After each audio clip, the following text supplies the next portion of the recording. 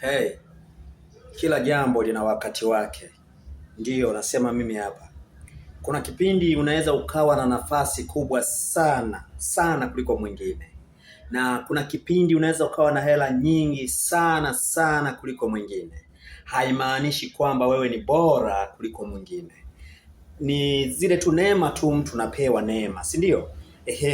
Lakini sasa si mbaya kuwa hivyo, ila inatakiwa ujiangalie sana kipindi hicho, kwa sababu kipindi hicho ndio kipindi cha kupoteza kwako. Maana yake utakuja kurudi kuwa sawa kama hawa hapa, alafu baadaye utakuja kuwa duni kabisa, utakuwa chini kabisa, ambaye utakuwa huna maana kabisa kulingana na details zako za maisha ambayo uliishi zamani, kuwaona watu si kitu ila wewe ndio mtu.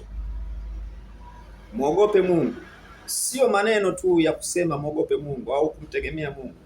Tuseme muogope Mungu kikweli kutoka moyoni. Utaishi. Neno la Mungu linasema ya kwamba hekima huvuta roho za watu. Yaani mtu mwenye hekima hukusanya wengi sana. Wengi wanampenda. Chao.